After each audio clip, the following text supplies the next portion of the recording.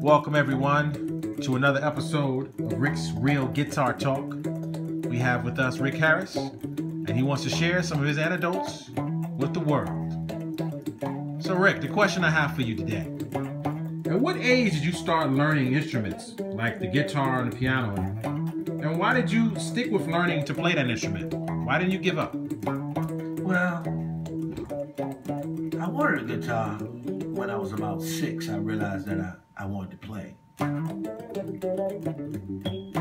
But I really didn't get one until I was around 12, 13 years old. But during that time, before I got it, it was a rough time because I wanted one so bad.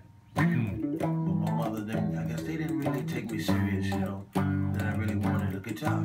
You know, they were always thinking those days you're going to take something, pick it up for 2 weeks and put it in the corner for the next 6 weeks, you know what I'm saying? Yeah. And, you know, I knew in my heart that wasn't the case for me. But I had to convince them that I was serious about this thing. Because, you know, in those days, they didn't want to spend any money anyhow. So, you know, they definitely ain't going to spend none if you ain't for real about something, you know what I mean? Yeah. So I cried for about maybe 5 years or so. You know? 5 years? Wow. Yeah, about 5 years. Well, you know, could have been a little more. But this young lady named Nay that lived across the street gave me a 2-string guitar. And wow. I wore those 2 strings out.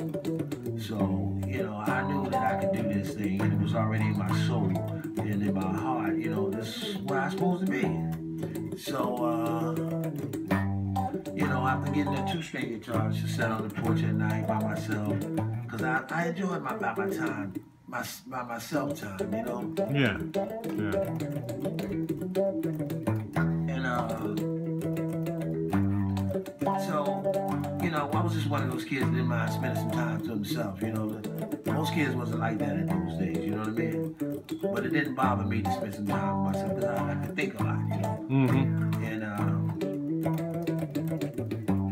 Well, so I took those 2 strings and made an art out of it, you know? Okay. Well, Rick, one more question. What benefits would you say would be for like someone like a preteen or adolescent to actually, who may have an interest in learning, to be able to play it and stick with it, to get to know it?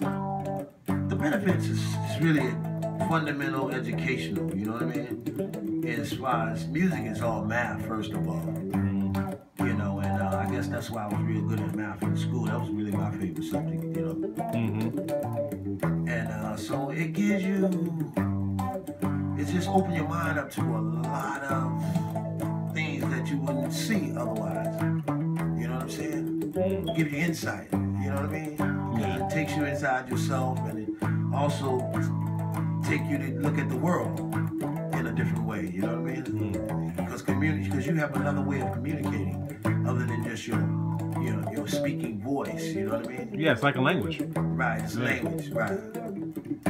So with that, I always felt like, you know, I could do this instrument to the point where I could talk with it, you know what I mean? Once I reached that point at a very young age, you know, and you know, I realized that, you know, I mastered it out of communicating with my second nature, you know, instrument, you know, to me. Like a third arm. Yeah, it was a third arm for me.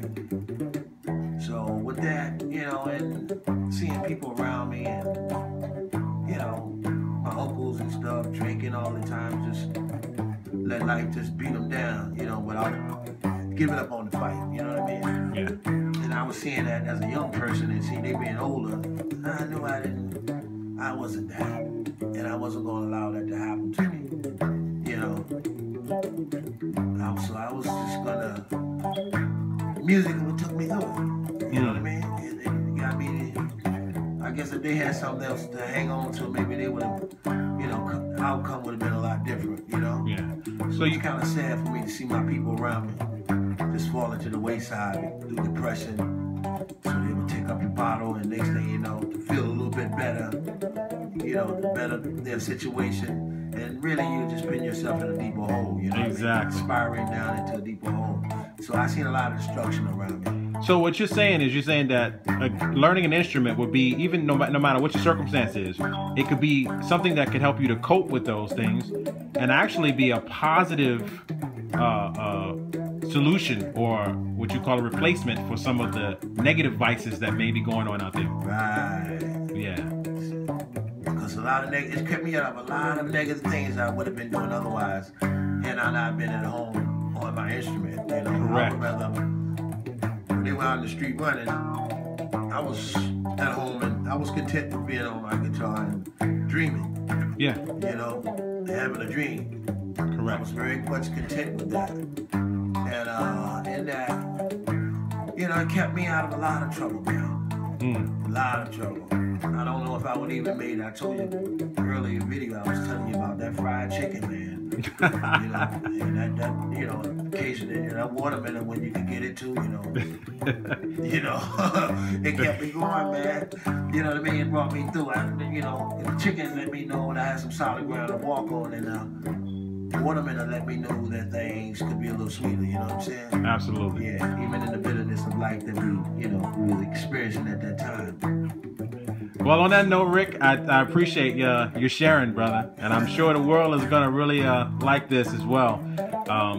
Look for more of this series, Rick's Real Guitar Talk, where Rick shares his anecdotes as the guitar talks. Signing out.